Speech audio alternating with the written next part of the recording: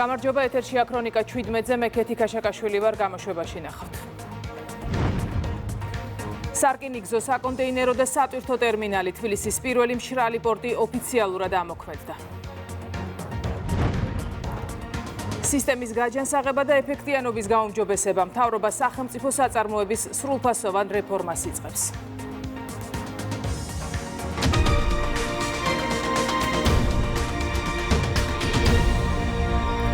მთავრობა სპორტული ინფრასტრუქტურის სპეციალური პროგრამის შექმნის ინიციატივით გამოდის, რომლის მიზანია სპორტული ინფრასტრუქტურის განვითარება და ხელმისაწვდომობის გაუმჯობესება. ირაკლი კობახიძის თქმით, ეს შეეხება როგორც საჯარო სკოლებთან არსებულ სპორტულ მოედნებს, ასევე სხვა საჯარო მიწის ნაკვეთებს, რომლებიც ამ ფუნქციით შეიძლება დაიტვირთოს. პრემიერ-მინისტრის განცხადებით, თუ ინვესტორი სპორტულ ინფრასტრუქტურასა და მოედნებს მოაწყოს, მას 20 წლიანი იჯარით გადაეცემა შესაბამისი მიწის ნაკვეთი. ვანონსებთ ახალ პროგრამას, რომელიც ხელში უწყობს მასობრივი სპორტის და მაღალი მიღწევების სპორტის კიდევ უფრო მეტად განვითარებას, ბავშვთა სპორტის განვითარებას. ეს შეეხება როგორც საჯარო სკოლებთან არსებულ სპორტულ მოედნებს, ასევე სხვა საჯარო მიწის ნაკვეთებს, რომლებიც ამ ფუნქციით შეიძლება დაიტვირთოს, თუ თავის თავზე აიღებს ინვესტორი შესაბამისი სივრცის მიწის ნაკვეთის რეაბილიტაციას და სპორტული ინფრასტრუქტურის მოწყობას, სპორტული მოედნების მოწყობას, მათ 20 წლის ვადით, აღნაგობის უფლებით გადავცემთ იჯარით შესაბამის მიწის ნაკვეთებს. 10 წლის განმავლობაში ისინი გადაიხდიან იჯარის სიმბოლურ საფასურს და შემდეგი 10 წლის განმავლობაში ისინი გადაიხდიან საფასურს საბაზრო ღირებულების შესაბამისად. სასწავლო პერიოდში სკოლა ბუნებრივია ისარგებლებს საზღაურის გარეშე შესაბამის ინფრასტრუქტურით, ანუ ინვესტორი ვალდებული იქნება რა სკოლას სასწავლო პერიოდში დაუთმოს უფასო თანაცხოვრების გარეშე. სპორტული ინფრასტრუქტურის განვითარება მოგცემს საშუალებას იმისა, რომ მე ჩვენ ახალგაზრდათაობას მიიცეთ საშუალება ამა თუ იმ სპორტის სახეობაში იქნენ დასაქმებული. ჩვენი მთავარი პრიორიტეტი, როგორც პრემიერმა ახსენა, არის მასობრივი სპორტის და უფრო მეტი საშუალების მიცემა ჩვენი ახალგაზრდათაობისა, რომ სხვადასხვა სპორტის სახეობაში იქნა ჩართული. შესაბამისად, ეს გადაწყვეტილება დარწმუნებული ვარ, გაამართლებს კერძო სექტორის შეშვებას ამა თუ იმ სახელმწიფო ობიექტებზე. ხვიჩა კვარაცხელია წმინდა გიორგის სახელობის გამარჯვების ორდენზეა წარდგენილი, მთავრობის გადაწყვეტილებაზე უმაღლეს საკლუბო ტურნირებში აქვთ მიღებული უმაღლესი ჯილდო. მე ასევე მინდა მიულოცო ხვიჩა კვარაცხელიას ჩემპიონთა ლიგის მოგება, ეს არის უმაღლესი მწვერვალი ფეხბურთში.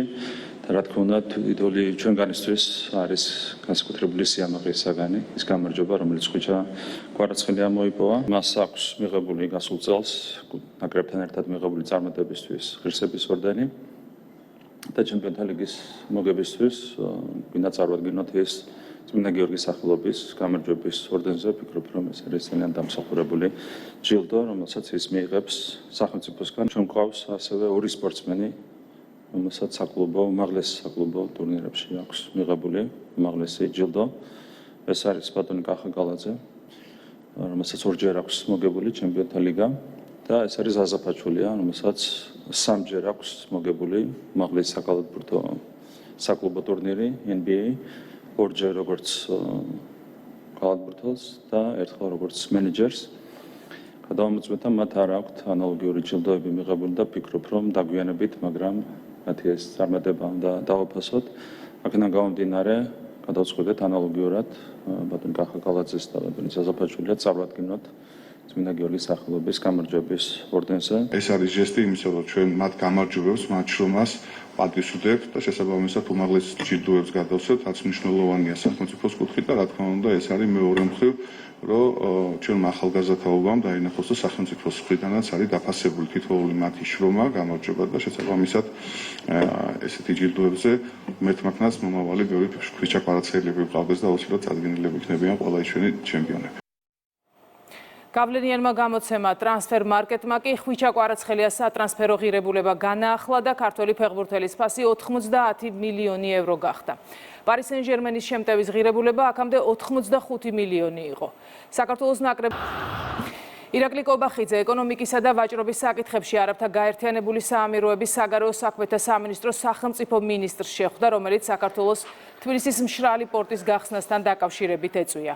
შეხვედრა მთავრობის ადმინისტრაციაში გაიმართა. ყურადღება გამახვილდა საქართველოსა და არაბთა გაერთიანებულ საამიროებს შორის სხვადასხვა სფეროში წარმატებულ ორმხრივ თანამშრომლობაზე, ასევე სავაჭრო-ეკონომიკური ურთიერთობების განვითარების პოზიტიურ დინამიკაზე. ხაზი გაესვა მშრალი პორტის პროექტის განსაკუთრებულ მნიშვნელობას კავკასიისა და ცენტრალური აზიის რეგიონის სავაჭრო ნაკადების გაძლიერებაში, მათ შორის ჩინეთიდან და შორეული აღმოსავლეთიდან შუა დერეფნის მეშვეობით გადაზიდული ტვირთებისთვის.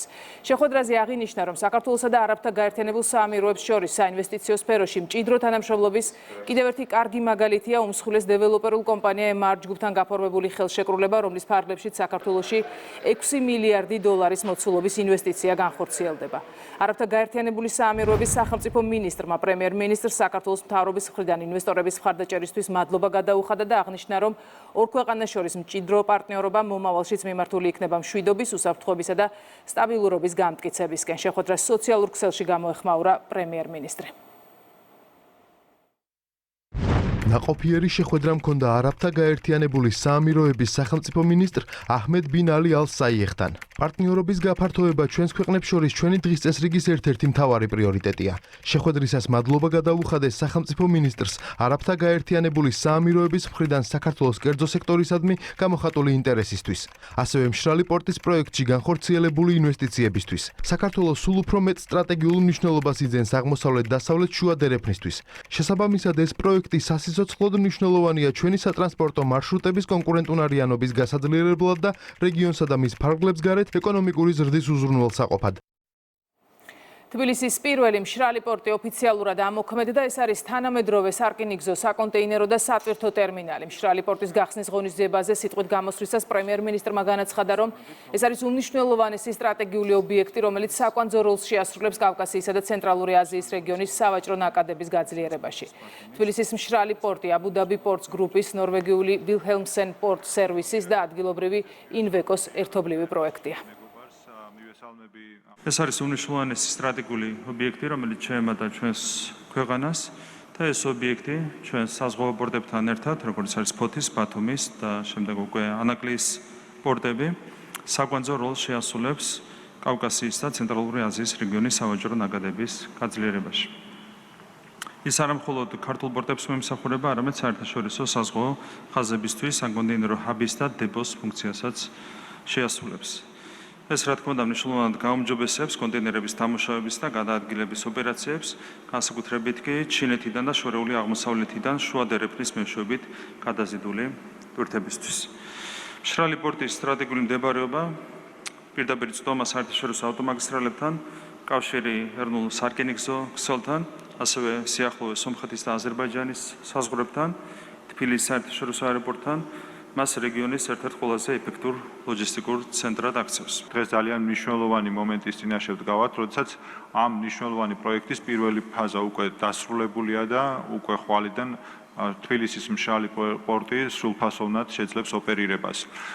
ჩვენ ყოველთვის ვფიქრობთ, რომ ასეთი ტიპის ინფრასტრუქტურის განვითარება აუცილებელია ელემენტია იმისთვის, რომ ზოგადად განვითარდეს და გაიზარდოს შუა დერეფნის კონკურენტუნარიანობა და ასევე გაძლიერდეს საქართველოს სატრანსპორტო და ლოგისტიკური შესაძლებლობები. ჩვენ ვატარებთ საწარმოო სამომხმარებლო ტვირთებს აზიიდან, მათ შორის ჩინეთიდან, ცენტრალური აზიიდან, ევროპის მიმართულებით და პირიქით. ჩვენ ვაღრმავებთ ჩვენს ურთიერთობებს საქართველოსთან სტრატეგიულ გლობალურ პარტნიორობას. ეს არის ჩვენი ხედვებისა და ფასეულობების გაზიარება, ჩვენი სულისკვეთება, რომ ურთიერთსასარგებლო ვაჭრობა ვაწარმოოთ და ეს იქცეს მშვიდობის წინსვლის და სტაბილურობის გარანტი. თბილისის ინტერმოდალური მშრალი პორტი არის კომბინაცია იმ ძლიერი პარტნიორობისა და შეთანხმებისა, რომელსაც ხელი მოვაწერეთ საქართველოში ურთიერთთანამშრომლობის მემორანდუმის სახით. ჩვენი თანამშრომლობის საფუძველზე, რომელიც განსაკუთრებულ ტარიფებზე იქნება დაფუძნებული, საქონლის 95% გატარდება ამ პორტის საშუალებით. გაძლიერდება საქართველოს სავაჭრო პარტნიორობა მთელ მსოფლიოსთან ჩვენს ერებს შორის. არაბთა გაერთიანებული საამიროები მოუთმენლად ელოდება უფრო მეტ ინვესტიციას, მეტი კაპიტალის დაბანდებას საქართველოში. ჩვენ ყველაფერს ვაკეთებთ, რათა საქართველოს მთავრობასთან ახალი შესაძლებლობები ვიპოვოთ ინვესტიციების განსახორციელებლად. საქართველო გარდა იმისა, რომ არის მრავალი საინვესტიციო შესაძლებლობების მქონე ქვეყანა, ასევე ძალიან დიდი ნიჭიერების საბადოა, რაც ჩვენ გვაძლევს საშუალებას კიდევ უფრო მოვინდომოთ და ეს თანამშრომლობა წარმატებული გავხადოთ. პროექტის განვითარება გრძელდება. და მალე დაიწყება მეორე ფაზის მშენებლობა. აქვე ჩვენს უკან მდებარე სივრცეში, სადაც მოეწყობა მეოთხე სარკინიგზო ჩიხი, გაფართოვდება საკონტეინერო მოედანი და მოეწყობა კიდევ ერთი თანამედროვე სასაწყობე სივრცეც. მთავრობა სახელმწიფო საწარმოების სრულფასოვან რეფორმას იწყებს. რეფორმამ მსოფლიო ბანკის და საერთაშორისო სავალუტო ფონდის ერთ-ერთი მოთხოვნა და ის მენეჯმენტის ცვლილებას და სისტემის გაჯანსაღებას გულისხმობს.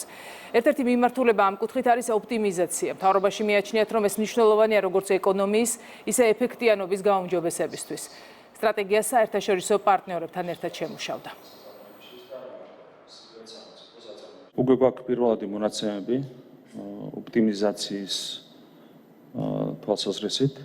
რკინიგზაში ოპტიმიზაცია მოგცემს 36 მილიონ ლარზე მეტის ეკონომიას წლიურ ჭრილში.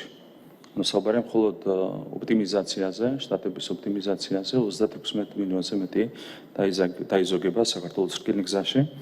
რაც შეეხება ენერგეტიკის სახელმწიფო საწარმოებს, არის ელექტროსისტემა, საქროსენერგო, ენერგეტიკის განვითარების ფონდი, ესკო, ნავთობის და გაზის კორპორაცია, გაზის ტრანსპორტირების კომპანია ენგურჰესი. ჯამში მინიმუმ დაიზოგება 16.5 მილიონი ლარი ენერგეტიკის სფეროში მოქმედ სახელმწიფო საწარმოებში. ეს პროცესი მოგცემს იმის საშუალებას, რომ ჩვენ განვახორციელოთ სრულფასოვანი სახელმწიფო საწარმოების რეფორმა, რაც არის მსოფლიო ბანკის და საერთაშორისო სავალუტო ფონდის ერთ-ერთი მოთხოვნა, ძლივს ისეთ რაღაცას გთხოვენ უცხოელები, რაც სახელმწიფოს ინტერესებს შეესატყვისება და ვფიქრობ, რომ არ იქნება სწორი ჩვენი მხრიდან არ შევასრულოთ შესაბამისი რეკომენდაციები. ამისთვის მომზადდება ახლოს მომავალში საკანონმდებლო პაკეტიც, რომელიც წარდგენილი იქნება საქართველოს პარლამენტში და ვთხოვთ პარლამენტს, რომ რაც შეიძლება სწრაფად მიიღოს შესაბამისი პაკეტი იმისათვის, რომ საბოლოოდ განხორციელდეს სახელმწიფო საწარმოების რეფორმა. ეს სტრატეგია შემუშავდა ჩვენ საერთაშორისო პარტნიორებთან ერთად, ითვალისწინებს საერთაშორისო საუკეთესო პრაქტიკის ელემენტებს, თუმცა ასევე ჩვენ ძალიან ფრთხილად მივდექით ამ საკითხს და ჩვენ პარტნიორებსაც ავუხსენით, რომ სტრატეგიის დროში გამოცდა უნდა მომხდარიყო რეალურ ცხოვრებაში, სტრატეგიის განხორციელების პროცესში ჩვენ გვაქვს რა თქმა უნდა ჩვენი მიგნებები, რომელიც გარკვეულ კორექტივებს ითვალისწინებს. ეს გულისხმობს ეფექტიანობის გაზრდას, სახელმწიფო საწარმოების მართვის, მეტ გამჭვირვალობას, მეტ პროფესიონალიზმს, საბოლოოდ მეტ ეფექტიანობას და რა თქმა უნდა ეფექტიანობის ინდიკატორების შემოტანას, მკაფიო ანგარიშვალდებულებას ხელმძღვანელობის მხრიდან და პროფესიონალი მენეჯმენტის ყოლას სახელმწიფო საწარმოებში, რაც თავისთავად სახელმწიფო საწარმოებს კიდევ უფრო კონკურენტუნარიანს გახდის. 2028 წლისთვის უმუშევრობა უნდა ჩამოსცდეს 4%-იან ნიშნულ საშუალო ხელფასი კი გადასცდეს 3500 ლარს. ეს არის ხელისუფლების მიზანი. პრემიერ-მინისტრი მიიჩნევს, რომ არსებული ეკონომიკური ზრდის ტემპით ამ მიზნის შესრულება შესაძლებელია. ირაკლი კობახიძე მთავრობის ხდომაზე ისაუბრა მზარდ ეკონომიკურ მაჩვენებლებზე და თქვა, რომ ამ მხრივ საქართველო რჩება მოწინავედ არა მხოლოდ რეგიონში, არამედ ევროპის მასშტაბით. ჩვენ აპრილში დაგვიფიქსირდა 7.5% ეკონომიკური ზრდა, რაც არის კარგი, მაღალი მაჩვენებელი. 4 თვის საშუალო ზრდა შეადგინა 8.8% და ამ თვალსაზრისით ეკონომიკის ზრდის კუთხით ჩვენი ქვეყანა რჩება მოწინავედ. 2022-24 წლებში 3 წლის განმავლობაში საქართველოში 185,000-ით გაიზარდა დაქირავებით დასაქმებულთა რაოდენობა. და დაქირავებით დასაქმებულთა საშუალო ხელფასი 1300 ლარიდან გაიზარდა 2217 ლარამდე. 11.8% იყო სიღარიბის მაჩვენებელი 2023 წელს და ეს მაჩვენებელი 2024 წელს შემცირდა 2.4% პუნქტით. ანუ პირველად 90-იანი წლებიდან მოყოლებული დაფიქსირდა სიღარიბის ერთნიშნა მაჩვენებელი ჩვენს ქვეყანაში 9.4%. მე მინდა შეგახსენოთ, რომ 2012 წელს, როდესაც ქართულ მოსახლეობამ გადაიბარა ხელისუფლება, სიღარიბის ხარჯს მიღმა ცხოვრობდა 1.100.000-ზე მეტი ადამიანი ჩვენს ქვეყანაში. ეს მაჩვენებელი უკვე ჩამოწდა 350,000. რა თქმა უნდა, წინსვლა არის აშკარა, თუმცა ჩვენი საბოლოო ამოცანა არის სიღარიბის განულება ჩვენს ქვეყანაში. მთავარი ამოცანა, რომელიც ხელისუფლებას გააჩნია, ეს არის ორი რამ, ეს არის სიღარიბის დაძლევა ქვეყანაში, ეკონომიკური კეთილდღეობის შექმნა და რა თქმა უნდა, ქვეყნის გამთლიანება. ეს ორი სტრატეგიული მიზანია ქვეყანას განცხადებული და ყველა დანარჩენი ამოცანა, რომელიც გაგვაჩნია, არის აი ამ ორი დიდი მიზნის შესრულებისკენ მიმართული. ამ კუთხით რა თქმა უნდა თანმიმდევრულად მივდივართ, ეს არ არის მარტივი, ეს არ არის დროშის სწრაფი შედეგების დროშის სწრაფად ამ შედეგების მიღწევა შეუძლებელია, მაგრამ ჩვენ დავინახეთ, რომ ისტორიაში პირველად დამოუკიდებლობის მოპოვების შემდეგ 24 წლის მონაცემების შედეგად ქვეყანაში ერთნიშნა გახდა სიღარიბის მაჩვენებელი, რომელიც ჯერ კიდევ ძალიან მაღალია. პრემიერ-მინისტრმა ამასაც გაუსვა ხაზი, მაგრამ აი 2028 წლისთვის საკმაოდ ამბიციური გეგმები გვაქვს, რომ შემცირდეს მნიშვნელოვნად უმუშევრობა, ასევე სიღარიბე. მაკაბოჭორიშვილი თურქეთის საგარეო საქმეთა მინისტრის მოადგილეს შეხვედრა ორი ქვეყნის საგარეო საქმეთა სამინისტროებს შორის პოლიტიკური კონსულტაციების ფარგლებში გაიმართა. დადებითად შეფასდა ორი ქვეყნის ეკონომიკური თანამშრომლობა, რომელიც კიდევ უფრო აძლიერებს ქვეყნების პარტნიორობას და ხაზი გაესვა არსებული პოტენციალის სრულად გამოყენების აუცილებლობას. საუბარი შეეხო საქართველოსა და თურქეთის მთავრობათა შორის ერთობლივი ეკონომიკური კომისიის მორიგ სესიას, რომელიც მიმდინარე წლის ივლისში თბილისში გაიმართება. საქართველოსთვის თურქეთი არის მნიშვნელოვანი სტრატეგიული პარტნიორი, ჩვენი მნიშვნელოვანი მეზობელი. დღევანდელ შეხვედრაზე განვიხილეთ მიმდინარე საკითხები, რაც ჩვენ ქვეყნებს შორის არსებობს, ასევე განვიხილეთ რეგიონალური უსაფრთხოების საკითხები, რეგიონალური თანამშრომლობის საკითხები, ეკონომიკური პროცესები ჩვენ ორ ქვეყანას შორის, ასევე მთელ რეგიონში მიმდინარე და ყველა ის საკითხი, რომელიც საინტერესოა ორივე ქვეყნისთვის. შეხვედრა ჩატარდა პოზიტიურ ატმოსფეროში და დაისახა მთელი რიგი გეგმები მომავალში ორხევი თანამშრომლობის შემდგომი გაღრმავებისკენ და გაძლიერებისკენ. დღეს გავმართეთ პოლიტიკური კონსულტაციები საქართველოსთან, რომელიც ძალიან ნაყოფიერი და კონსტრუქციული იყო. მოგვეცა შესაძლებლობა განგვეხილა როგორც ორმხრივი თანამშრომლობის საკითხები, ისე ორივე მხარისთვის მნიშვნელოვანი რეგიონული თემები. კიდევ ერთხელ დავადასტურეთ თურქეთის პოზიცია საქართველოს ტერიტორიული მთლიანობის მხარდაჭერის მიმართ. საქართველოს ხელისუფლებისთვის ორმაგი სტანდარტის ნათელი მაგალითია შვედეთის მთავრობის ურთიერთგამომრიცხავი განცხადებები. შვედეთის მთავრობამ ანტიდემოკრატიული მიზნების მქონე საქმიანობის უცხოური დაფინანსების აკრძალვა მოითხოვა. მათთვის მიუღებელია უცხოელი პოლიტიკური აქტორები შვედეთში აფინანსებდნენ ისეთ საქმიანობას, რომელიც დემოკრატიასა და მის ინსტიტუტებს ძირს უთხრის. შვედეთის მთავრობა რისკის გამორიცხვის მიზნით მარეგულირებელი ჩარჩოს შემუშავებას აუცილებლად მიიჩნევს. ამ განცხადების პარალელურად კი შვედეთმა საქართველოში ფარასანალოგის მიღება გააკრიტიკა და რეპრესიულ კანონად მოიხსენია. სხვადასხვა კონტექსტში ხდება, რომ აქტივობები სხვა ქვეყნების ან უცხოური ორგანიზაციების მხარდაჭერას იღებს. თუ დამფინანსებელს ან საქმიანობას კავშირი აქვს ექსტრემიზმთან ან სხვა ანტიდემოკრატიულ გარემოსთან, ეს ქმედება რისკს ქმნის რადიკალიზაციის ზრდისთვის. მნიშვნელოვანია გადაიხედოს ასეთი მიზნებისთვის დაფინანსების წინააღმდეგ ბრძოლის შესაძლებლობები. ხომ სამარცხვინოა ეს ყველაფერი, მაგრამ ხომ არავის შერცხვება. ესაა ის ევროპა ქართველებს რომ არ გვიშენებია. ჩვენ იცით როგორ იყენებენ მათ შორის ჩარშენ გაზაფხულზე მიღებულ რუსულ კანონს, მხოლოდ რეპრესიებზე იქნება, რა თქმა უნდა, ეს ეგრეთ წოდებული ფარას კანონიც ესე იგი მიმართული. როდესაც ამა თუ იმ სახელმწიფოში რაღაცა კარგი და მისაღებია და იგივე საქართველოსთვის მიუღებელია. რატომ? იმიტომ რომ აქ არ მოსწონთ ეროვნული ხელისუფლება. თურმე საქართველოში არ არის კარგი გამჭვირვალობის კანონი და უცხოური აგენტების შესახებ კანონი, რაც მოქმედებს ამერიკაში და კარგია თურმე შვედეთში, იმიტომ რომ შვედეთმა უნდა იცოდეს უცხოეთიდან რა ფული მოედინება და სად მოედინება. და იგივეს ვამბობ ჩვენ ზუსტად თუ შვედეთისთვის არის გამჭვირვალობა კარგი და აუცილებელი, საქართველოსთვისაც გამჭვირვალობა არის კარგი და აუცილებელი.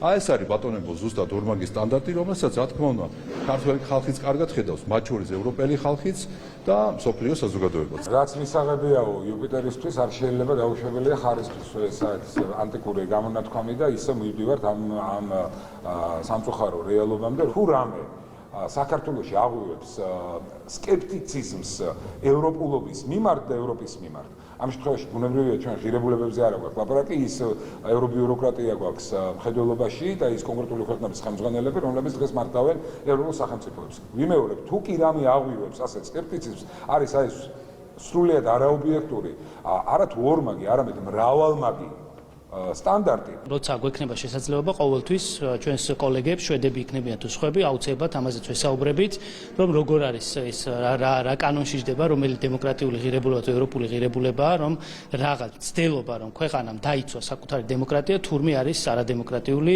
პროცესი. მით უმეტეს, როდესაც თავად შვედებს ხედავთ, როგორი ძალისხმევით ცდილობენ, რომ მაქსიმალურად დააზღვიონ ყველანაირი საფრთხე, რომელიც შეიძლება უკავშირდებოდეს დემოკრატიას თუ არჩევნებს. თუ გავითვალისწინებთ ვითვალისწინებთ იმას, რომ ამ შვედების დაფინანსების ძალიან დიდი ნაწილი მოდის სწორედ ისეთ ორგანიზაციებზე საქართველოში, რომლებიც პირდაპირ არყევენ დემოკრატიულ ფუნდამენტს ქვეყანაში, მაშინ მეორეს რა თქმა უნდა ეს ყველაფერი გასაგები იქნება. როგორც ჩანს, ბევრს არ უნდა რომ თავისი ეს დაფინანსება იყოს საჯარო. ქვეყნის შიდა საქმეებში ჩარევად და რადიკალიზაციის ახალისება დაფასებს მმართველი გუნდი მარტაკოსის განცხადებას, რომელიც მან ევროპარლამენტის საგარეო საქმეთა კომიტეტის რიგარეშეს ხდომაზე გააკეთა. ევროკომისარმა გაფართოების საკითხებში საქართველოს ხელისუფლებამ მიღებული კანონების გამო გააკრიტიკა, ისაუბრა სამოქალაქო საზოგადოების აქტიურობის მნიშვნელობაზე და მადლობა გადაუხადა რასა იუკნევიჩიენეს. ქართულ ოცნებაში უსამართლო და სუბიექტურ დამოკიდებულებაზე საუბრობენ და აცხადებენ, რომ საქართველოს ხელისუფლებისთვის მთავარი ქვეყნის სუვერენიტეტის და ეროვნული ინტერესების დაცვა. მადლობას ვუხდი ყველას ძვირფას რასას, რომ აქტიურად არის ჩართული იქ სამოქალაქო საზოგადოებასთან. საქართველოს უცხოური აგენტების რეგისტრაციის აქტი წარმოადგენს სერიოზულ უკუსლას ქვეყნის დემოკრატიისთვის, ისევე როგორც უახლესი კანონები, მაუწყებლობისა და გრანტების შესახებ. ყოველივე ეს საფრთხეს უქმნის საქართველოს დემოკრატიული საფუძვლების სიცოცხლის უნარიანობას. გაათავისუფლონ ყველა უსამართლოდ დაკავებული ჟურნალისტი, აქტივისტი, დემონსტრანტი და პოლიტიკური ლიდერი. პასუხისმგებლობა სრულად საქართველოს ხელისუფლებას ეკისრება. ამჯერად ნამდვილად უნდა დავეხმაროთ საქართველოს სამოქალაქო საზოგადოების ორგანიზაციებსა და ქართველ ხალხს. სამწუხაროა, რომ რასა იუკნევიჩიანი გახდა ევროპარლამენტის სახე, კონკრეტულად საქართველოში ადამიანი, რომლისთვისაც მიხეილ სააკაშვილი არის მოდერნიზატორი. მე დიდი სიამოვნებით ერთსაც და მეორესაც შემიძლია უმასპინძლო, მაგალითად ხონის საპატიმროში და ერთად შევაფასოთ რა იყო ადამიანის უფლებრივი მდგომარეობა 2012 წლამდე და რა არის ახლა. ღიმილის მოგრელია ამ განცხადებების კომენტირება, როდესაც ჩვენ ხედავთ, რომ ადამიანის უფლებებზე გველაპარაკებიან ის ადამიანები და ის ძალები, რომლებიც ასე ჩამოიპარებიან ხოლმე საქართველოში, ერთი-ორ NGO-ში შეირბენენ, მიტინგზეც გამოვლენ და მერე ბრიუსელში გაიქცევიან ხოლმე ისევ. მათ თუ აქვთ რეალური ინტერესი იმაზე თუ რა ხდება ქვეყანაში, იციან ვინ არიან ხალხის მიერ არჩეული წარმომადგენლები და შეუძლიათ მათ შეხვდნენ და გაიარონ ყველა დეტალი. ჩვენ ვთქვით, რომ ამას მუქარის და შანტაჟის ინსტრუმენტად არ ვაქცევდით. ამიტომ მარტაკოს გადაეცით, რომ ჩვენ ველოდებით მათგან. როგორც კი იქნება შემოთავაზება, რომ მოლაპარაკების გახსნიან, ჩვენ იმავე დღეს დავეთანხმებით. ეს ერთი. ეხლა მეორე. მარტაკოსმა მოგცეს აბა მაგალითი, რომ თავის ქვეყანაში, სადაც ის ახალგაზრდა რადიკალები ცოცხლად დაწვავენ პოლიციელებს, შეუტევენ მათ ცენტრალურ შენობებს, შეუტევენ პარლამენტს, შეუტევენ სახელმწიფო ინსტიტუციებს. ამ ჟურნალისტი გაარტყამს სახეში იმას რა ქვია პოლიციას და ამის შემდეგ თუ ის განცხადებას გააკეთებს, რომ იცი რა ჩვენ სახელმწიფოში ასეთებს გარეთ გამოუშვებთო, მერე უკვე ჩვენს ვიმჯელებთ ამ თემას. ამერიკას ევროკავშირი ძალიან უსამართლოდ ექცევა, წარმოიდგინეთ ამერიკის პრეზიდენტი ამბობს ამას და სამწუხაროდ ჩვენ არ გვიკვირს, რომ საქართველოსთან მიმართებაში ევროკომისარი ასეთ უსამართლოდ უჭერს მხარს იმ ევროპარლამენტარს, რომელიც ასევე უსამართლოდ საუბრობს საქართველოსთან მიმართებაში მათივე ევროპული ინსტიტუტების შეფასებებს, პოზიტიურ შეფასებებს საერთოდ ყურადღებას არ აქცევენ, როდესაც დადებითად არის აბსოლუტურად ყველა მიმართულება შეფასებული. თვითმმართველობის არჩევნებამდე 4 თვე რჩება, ოპოზიციაში კი დაპირისპირება სულ უფრო მწვავდება. ოპოზიციური პარტიების გადაწყვეტილებას მონაწილეობა მიიღონ ადგილობრივი თვითმმართველობის არჩევნებში, ამორალურს უწოდებს ელენე ხოშტარია. თვითმმართველობის არჩევნებთან დაკავშირებით საკუთარი პოზიცია დააფიქსირა თავისუფლების მოედანმაც. მმართველ გუნდში კი აცხადებენ, რომ ოპოზიცია სრულად გარე დავალებებზეა დამოკიდებული და საკუთარი სურვილით გადაწყვეტილებებს ვერ იღებს. არჩევნებში მონაწილეობა ნებისმიერი პარტიის მთავარი ფუნქციაა, ხოლო თვითმმართველობის არჩევნები ახლად შექმნილი პარტიის განვითარების საუკეთესო შესაძლებლობაა. თუ ჩვენ სამორჩევლებთან ერთად დავრწმუნდებით, რომ თვითმმართველობის არჩევნებში მონაწილეობა ქართული ოცნების წასვლას დააჩქარებს, ამას სათანადო მზადყოფნით შევხვდებით. ადგილობრივ თვითმმართველობის არჩევნებში დღეს მონაწილეობა ეს არის ჩემი აზრით ამორალური. წინააღმდეგობის პლატფორმამ 26 მაისს გააკეთა მკაფიო განცხადება. ამ გადაწყვეტილების და განცხადების ნაწილი იყო ლელო. როდესაც ჩვენ აცხადებ, რომ არჩევნებში არ იღებ მონაწილეობას, რა თქმა უნდა, განწირული ხარ არა მხოლოდ თამაშგარე მდგომარეობაში გადასასვლელად, არამედ იმისთვის, რომ აუცილებლად დასრულებ ჯერ 2012 წელს დატოვა ზოგადად ის ქართულმა ხალხმა თამაშგარეთ მდგომარეობაში. დაახლოებით 2-3 თვის წინ დედას იფიცებდა სათითაოდ ყველა ნაცმოძრაობა და ფილიალები რომ არ მივიღებთ მონაწილეობას. ეხლა ყველა სათითაოდ ნიჩურიტებს ამბობს, რომ ნიჩურიტები ქონდაო, როცა ვიფიცებდით დედას რომ არ მივიღებთ მონაწილეობას. მიიღებენ დამარცხდებიან, არ მიიღებენ გაქრებიან. რადიკალურ ოპოზიციას აქვს ძალიან დიდი სურვილი მიიღოს მონაწილეობა არჩევნებში. ეს ყველაფერი ამოსჭრის თითოეული მათგანის კომენტარისგან არ არიან საკუთარი ნებასურული სამსრულებლები. ისინი ასეთად რომ იყვნენ დღეს პარლამენტის შესაბამის ტრიბუნებს და მიკროფონებზე არ იტყოდნენ უარს და გამოიყენებდნენ თავიდან ბოლომდე იმისთვის, რომ საკუთარ ელექტორატთან მაინც მოახდინონ კომუნიკაცია. და მით უმეტეს თვითმმართველობის არჩევნებზე აუცილებლად მიიღებდნენ მონაწილეობას. პოლიტიკური პარტია, როგორი რადიკალურიც არ უნდა იყოს ის, თუ კი ის გაემიჯნება არჩევნებს, არ მიიღებს არჩევნებში მონაწილეობას, ეს არის პოლიტიკურ სამარემდე ერთი ნაბიჯი. ხალხის ძალის წევრებმა 2024 წლის სახელმწიფო ბიუჯეტის შესრულების ანგარიში მოისმინეს. პარლამენტში პოლიტიკურ ჯგუფს ანგარიში ფინანსთა მინისტრის მოადგილემ გააცნო. გიორგი კაკაურიძემ აღნიშნა, რომ გასულ წელს ეკონომიკურმა ზრდამ 9.4% შეადგინა, შემცირდა ინფლაციის მაჩვენებელი, ზრდის ტენდენცია შეინიშნებოდა ტურიზმისა და ექსპორტ-იმპორტის დარგებში. ჩვენ მქონდა დაგეგმილი 5.2%-იანი ეკონომიკური ზრდა, საბოლოოდ მივიღეთ 9.4%, რამაც მოგცა შესაძლებლობა დამატებით 1 მილიარდი ლარი გადაგვენაწილებია პრიორიტეტული პროექტებისთვის. მნიშვნელოვანია ყველა იმ პროექტის განხორციელება, რომელიც დაგეგმილი იყო. ჩვენ შეიძლება ვთქვათ, რომ გასულ წელს დაგეგმილი ყველა პროექტის სრულყოფილად დაფინანსდა, არა მხოლოდ თანხობრივად, არამედ ის შედეგები, რაც დასახული იყო და რა ეტაპზე უნდა მისული იყო ეს პროექტები არის შესრულებული გასული წლის ბოლოს მდგომარეობით და რა თქმა უნდა წელსაც გრძელდება ამ მნიშვნელოვანი მიმართულებებისა და პროექტების დაფინანსება. დაახლოებით მე-13 ბიუჯეტის ისევ მოდის სოციალურ პროგრამებზე, თუმცა ასევე მნიშვნელოვანია ინფრასტრუქტურული პროექტების წილი, რაც მნიშვნელოვანია ქვეყნის ეკონომიკური განვითარების მდგრადობის უზრუნველსაყოფად. ასევე ჩვენ საუბარი გქონდა ექსპორტ-იმპორტზე, ექსპორტის წახალისების პროგრამებზე და ადგილობრივი მეწარმეობის განვითარებაზე, რაც ეკონომიკის მომავალი განვითარებისათვის და მდგრადობის შენარჩუნებისათვის ასევე მნიშვნელოვანი ფაქტორები არის. ქუთაისსა და ლიონს შორის პირდაპირი რეგულარული ავიამიმოსვლა დაიწყო. ავიაკომპანია ვიზიარმა 130 მგზავრით ლიონის სენტ-ეგზიუპერის აეროპორტის მიმართულებით პირველი პირდაპირი ფრენა შეასრულა. ახალი მიმართულებით რეისები ქუთაისიდან კვირაში 2 სიხშირით, სამშაბათს და შაბათს შესრულდება. ამ ეტაპზე ვიზიარი ქუთაისის საერთაშორისო აეროპორტიდან ფრენებს ევროპისა და ახლო აღმოსავლეთის 14 ქვეყნის 24 მიმართულებით ასრულებს. ქართველი თავდამსხმელი ჩვენი გიორგი მიქაუტაძე თამაშობს ლიონში და ფეხბურთის გულშემატკივრებისათვის ეს იქნება ერთ-ერთი ყველაზე მნიშვნელოვანი ფაქტი, რომ მის თამაშებზე პირდაპირ შეძლებენ დასწრებას. ჩვენ იმედს ვიტოვებთ, რომ ლიონის მიმართულება ხელშეუწყობს ახალი ტურისტული მიმართულებების განვითარებას საქართველოში. აგრეთვე ველოდებით უფრო მეტ ტურისტს საფრანგეთიდან, ველოდებით, რომ უფრო მეტი კმაყოფილი მგზავრი გვეყოლება და ზაფხულის სანავიგაციო სეზონზე უფრო მეტ მგზავრს მივიღებ და მომსახურებით საქართველოსთან საფრანგეთის მიმართულებით. იქიდან გამომდინარე, რომ პარი სენ-ჟერმენმა მოიგო ჩვენი ბოლო საფეხბურთო ჩემპიონატი, ვფიქრობთ, რომ მნიშვნელოვანი იქნება ქართველი გულშემატკივრებისთვის მოგზაურობა ისეთი მიმართულებით, როგორიცაა მაგალითად საფრანგეთი. გარდა ამისა, სამოგზაუროდაც ძალიან კარგი მიმართულებაა ლიონი. რაც შეეხება სამომავლო გეგმებს, ვიზიარი ამატებს ახალ მიმართულებებს. 13 ქვეყანაში 25 მიმართულებით ოპერირებს ვიზიარი და სამომავლოდ კომპანიას დიდი გეგმები აქვს საქართველოსთან დაკავშირებით. ქვემო ქართლის რეგიონში 2 ახლად რეაბილიტირებული საჯარო სკოლა გაიხსნა. გარდაბნის პირველ და მარნეულის მუნიციპალიტეტის სოფელ ბაიდარის საჯარო სკოლებში დასრულებულ სამუშაოებს და მიმდინარე სასწავლო პროცესს განათლების მინისტრი გაეცნო. ორივე სკოლაში სასწავლო სივრცეების პარალელურად მოწყობილია საბუნებისმეტყველო და კომპიუტერული ლაბორატორიები, სააქტო დარბაზი, ღია და დახურული სპორტული ინფრასტრუქტურა, რეკრეაციული სივრცეები. ფუნქციონირებს რესურს ოთახი, ექიმის კაბინეტი, სასადილო და ბიბლიოთეკა. სკოლები უზრუნველყოფილია უსაფრთხოების სისტემებით და სრულად ადაპტირებულია შეზღუდული შესაძლებლობის მქონე პირებისთვის.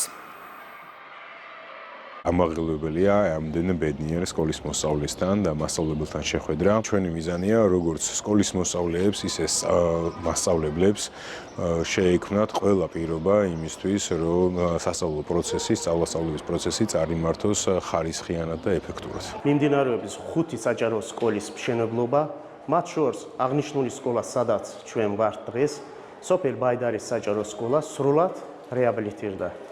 ჩვენ აქტიურად თანამშრომლობთ აღნიშნულ თემებთან განათლებისა და მეცნიერების სამინისტროსთან. გვაქვს სრულად ინფრასტრუქტურულად გამართული და ყველანაირად რესურსულად აღჭურვილი კლას კაბინეტები და სივრცეები, რომელიც გვეხმარება სწავლების სრულად კომფორტულად წარმართვაში. მადლობას მოვახსენებ ჩვენს ხელისუფლებას, ადგილობრივ მმართველობას, სამინისტროს, ყველა იმ ადამიანს, ვინც ჩართული იყო ამ დიდი საქმის განხორციელებაში.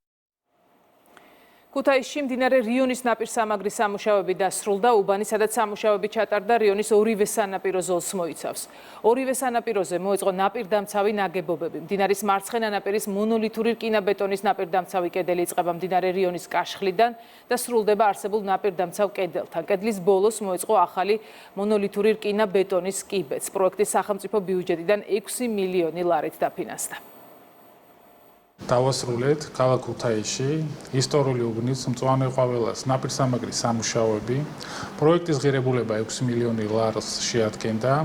აღნიშნული პროექტი მოიცავდა როგორც უბნის მიმართულებით ნაპირდამცავ ღონისძიებას, სადაც 600 მეტრამდე მოეწყო საყრდენი კედელი, ასევე გათვალისწინებული იყო მოპირდაპირე მხარეს ბოტანიკური ბაღის მიმდებარედ კილომეტრი და 200 სიგრძის ქვაყრილის დამბის მოწყობა, რითაც უზრუნველყოფილი არის ორივე მხარეს დინარისგან დაცვა. ქართული ხალხური სიმღერისა და ცეკვის სახელმწიფო აკადემიურმა ანსამბლმა რუსთავმა რეპეტიციები განაახლა. ანსამბლის გაერთიანებულ რეპეტიციას კულტურის მინისტრი მოადგილესთან ერთად დაესწრო. თინათინ რუხაძე და გიორგი მირცხულავა ანსამბლის ხელმძღვანელებს და შემოქმედებით გუნდს შეხვდნენ. ნელ-ნელა ფორმაში შევდივართ ცეკვის ნაწილშიც და სიმღერის ნაწილშიც და მინდა სამი დასია ცეკვის, სიმღერის და მუსიკოსთა და ყველას მინდა მადლობა გადაუხადო, რომ ღირსეულად, თავაწეულად ატარებენ ბატონ ანზორ ერქომაიშვილის სახელს, აუცილებლად ამ ანსამბლთან ბოლომდე იქნება ბატონ ფრიდონის სახელიც დაკავშირებული. სულ ყველანი განწყობილები ვართ იმისთვის, რომ ის რუსთავის ხაზი შენარჩუნდეს და რუსთავის თამასა, რომელიც მაღალი დონის არის და ეს ქართულმა ხალხმა კარგად იცის, რომ დაბლა არ ჩამოიწიოს არასდროს. ანსამბლი რუსთავი უკვე მრავალი ათეული წელია ქართული კულტურის, ქართული ფოლკლორის პოპულარიზაციას ემსახურება. ანსამბლის შემოქმედებითი ხაზი უკავშირდება ისეთ გამოჩენილ მოღვაწეებს, როგორებიც არიან ბატონი ანზორ ერქომაიშვილი და ბატონი ფრიდონ სულაბერიძე.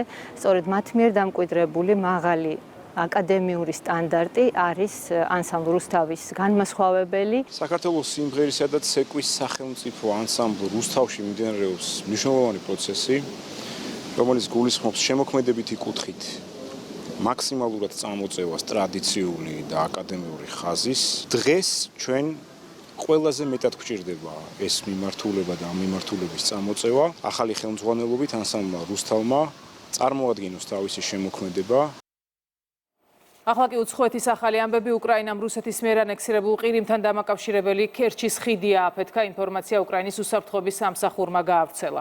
უწყების ცნობით ოპერაცია სპეცსამსახურები 8 თვის განმავლობაში ამზადებდნენ. უსაფრთხოების სამსახურის თანამშრომლებმა ასაფეთქებელი მოწყობილობა წყლის ქვეშ ხიდის ერთ-ერთ საყრდენ ძელზე დაამონტაჟეს და მოქმედებაში გამთენი ისას მოიყვანეს. უწყება ირწმუნება, რომ აფეთქების შემდეგ ხიდი ავარიულ მდგომარეობაშია.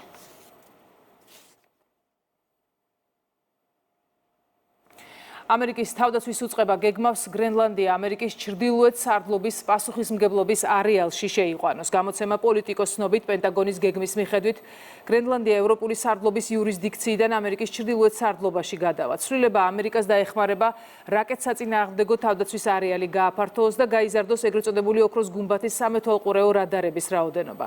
პოლიტიკო წერს, რომ ეს ნაბიჯი მართალია გეოგრაფიული თვალსაზრისით გამართლებულია, თუმცა პოლიტიკური კუთხით ევროპისა და ნატოს წევრების შეშფოთებას გამოიწვევს.